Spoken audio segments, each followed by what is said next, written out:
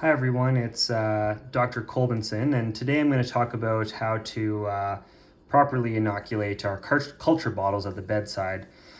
So just ignore that these culture bottles are labeled.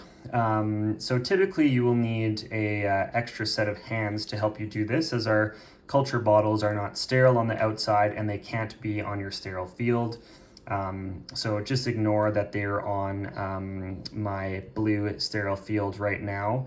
But if you are helping out with this procedure, the way to get these ready, and basically all you need is a alcohol swab. So basically what you do is you pop the top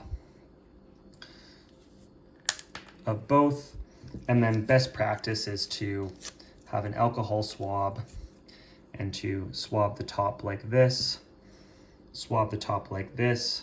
Now they are ready to be inoculated. Now I'm going to show you how to properly inoculate them with what's in your kit. So here's our kit here for both thoracentesis and paracentesis. And we're going to pretend like we just drew up our first sample, our first 60 cc sample. And this is what you're going to use to inoculate your culture bottle. So you want a full syringe. You can see I've got some fluid in here filled all the way up. Now, at this point, your kit is going to be a little bit more organized, and you'll have your catheter in the patient. But what you're really going to grab from your kit is the appropriate needle to inoculate the culture bottles. And what you need to grab is this needle from the vacuum bottle tubing. If you take this needle off, this is what you want. What you can see is that it's a fairly large gauge needle, and it's appropriate for inoculating culture bottles. If you use these needles in the kit for the local anesthetic to inoculate your culture bottle, you're gonna have a bad time.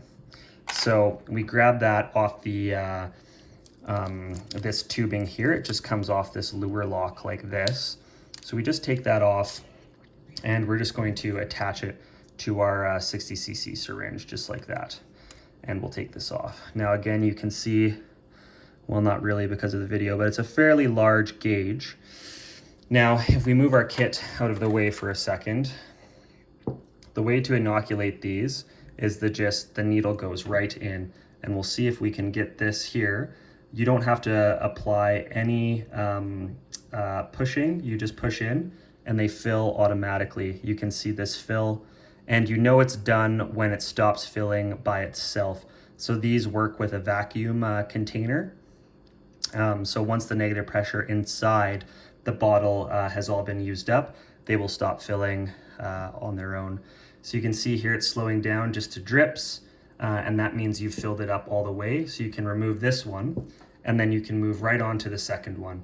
So you just put this in here, push down, and it just fills automatically. You can see this just goes in automatically. You don't need to put any pressure on the plunger. It just fills up through vacuum. So we're gonna fill these up all the way. It's important to fill your culture bottles up all the way to the optimal volume, so that you get the best yield.